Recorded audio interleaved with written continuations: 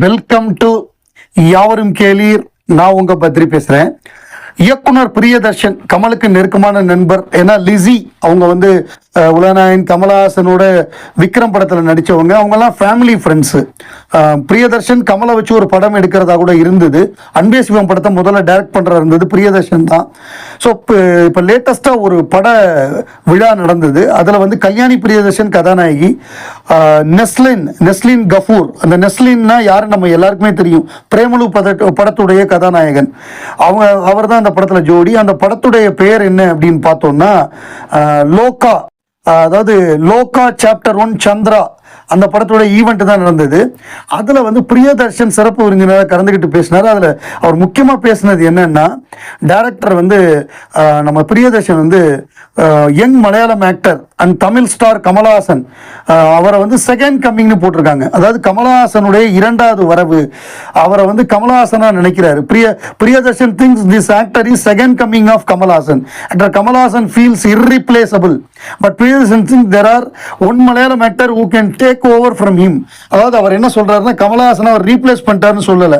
கமலஹாசன்டேருந்து அந்த relay race ஓடுவோம்ல, அந்த மாதிரி பட்டனை வாங்கிட்டு ஓடுறாரு அப்படிங்கிற மாதிரி இவர் சொல்றாரு.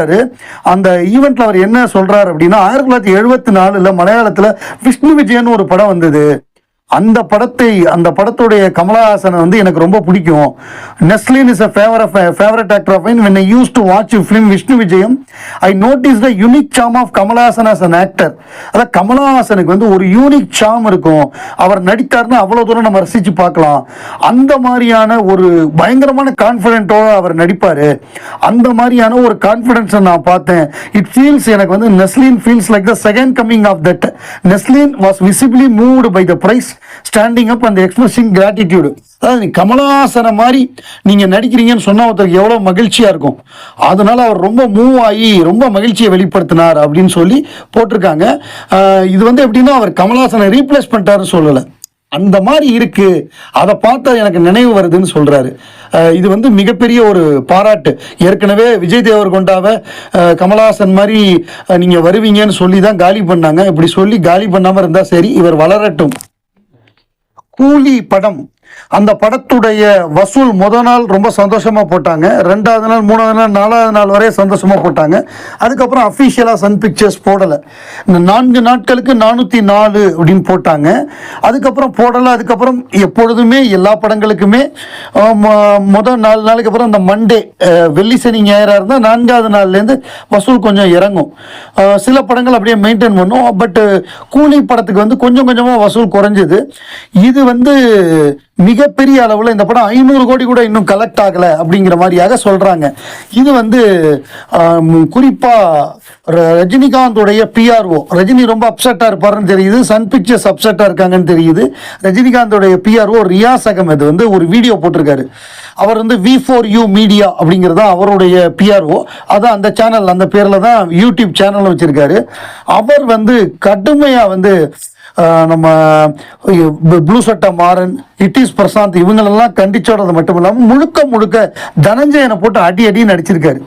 தனஞ்சயன் வந்து அவர் தான் இந்த படத்தை காலி பண்ணிட்டாரு, அவர் தான் நெகட்டிவிட்டியை பேசிட்டாரு.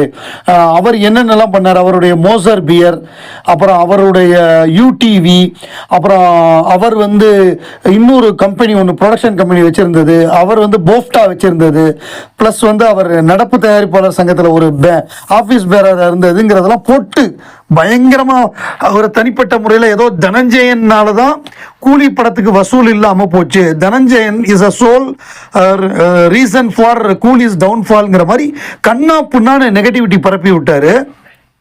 இதில் என்னென்னா, இந்த ஆன்டி பப்ளிசிட்டி இந்த படத்துக்கு எதிராக மிகப்பெரிய அளவு எல்லாம் பண்ணாங்கன்னு சொன்னாங்க. இதுக்கு முன்னாடி ரியாஸ் ஒன்று யோசிக்கணும். மற்ற நடிகர்களோட படங்கள் வர்றப்ப ரஜினி ரசிகர்கள் என்னென்ன வேலையெல்லாம் பார்த்தாங்க, அதை கொஞ்சம் யோசிக்கணும்ல. நீங்கள் ஈஸியாக உங்கள் படத்துக்கு பாதிப்பு வருதுங்கிறப்ப மட்டும் மற்றவங்களை அட்டாக் பண்ணுறீங்க. நீங்கள் மற்ற படங்களுக்கு என்ன பண்ணீங்க, தக் லைஃபுக்கு என்ன பண்ணீங்க, இந்தியன் 2க்கு என்ன பண்ணீங்க, அதே பிக் பாஸ் நடந்தப்போ நீங்கள் ஒரு பர்டிகுலர் கண்டஸ்டண்ட்டை சப்போர்ட் பண்ணீங்க. அப்போ நீங்கள் பிஆர்ஓவாக இருந்து அந்த கண்டஸ்டண்ட்டுக்காக ஹோஸ்ட் கமலஹாசனை எவ்வளோ கேவலமாக நீங்கள் வந்து போர்ட்ரே பண்ணி எப்படிலாம் நீங்கள் பதிவு போட்டீங்க. உங்கள் கண்டஸ்டன்ட் பர்சன்ட்டுக்கு சப்போர்ட்டாக மாயா ஹாசன்லாம் போட்டு எவ்வளவு இல்ட்ரீட் பண்ணீங்க. இப்போ அனுபவிங்க. நீங்கள் பண்ணுறப்ப உங்களுக்கு சந்தோஷமாக இருந்ததில்ல, இப்போ எப்படி இருக்குது உங்களுக்கு? ஸோ இதுதான் நீங்கள் வந்து முற்பகல் செய்யின் பிற்பகல் விளையும்னு சொல்லுவாங்க. நீங்கள் பண்ணதுக்கான வினையை தான் நீங்கள் இப்போ வந்து அனுபவிக்கிறீங்களே தவிர, பட்டு இது வந்து நீங்கள் தனஞ்சயனை குற்றம் சொல்கிறதுல குற்றம் அவர் மட்டுமே ரீசன் நீங்கள் சொல்கிறீங்க. அவர் அந்த படத்துக்கு சப்போர்ட்டாக தான் பேசினார்.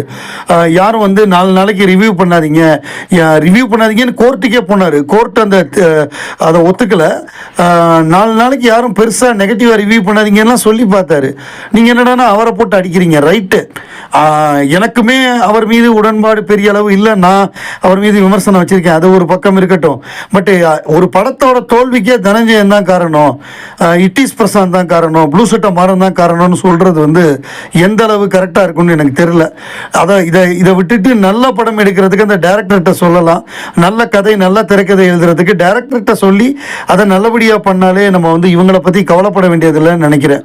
நம்மவர் கமல்ஹாசன் எம்பி அவர்கள் வந்து இந்த பார்லிமெண்ட் ஸ்டாண்டிங் கமிட்டி அப்படிங்கிற இதுல வந்து 3 விதமான குழுவில் வந்து அவர் உறுப்பினரா இப்ப நியமிச்சிருக்காங்க. Food, consumer affairs and public distribution.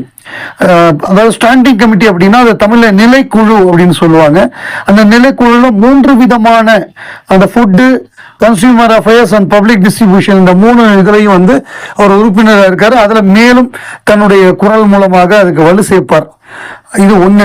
ரெண்டாவது வந்து ஒரு அருமையான ஒரு ஆர்டிக்கிள் எழுதியிருக்காரு ரிகார்டிங் அந்த ட்ரம்ப் வந்து அதிகமாக வரி வசூல், அந்த வரி போட்டது, டாக்ஸ்.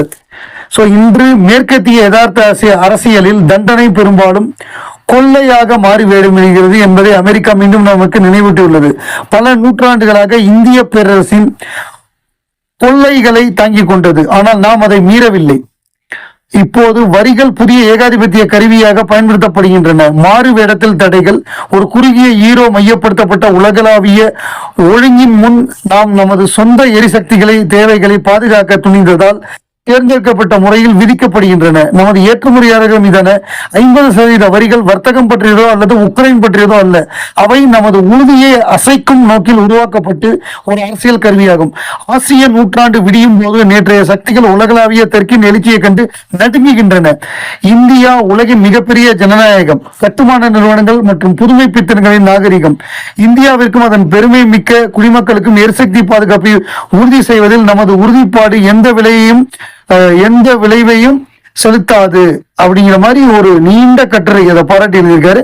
இந்தியாவுக்கு நீண்ட நினைவாற்றல் உண்டு. அது தனது நண்பர்கள் அவர்களின் வார்த்தைகளால் அல்ல, செயல்களால் நினைவில் கொள்கிறது.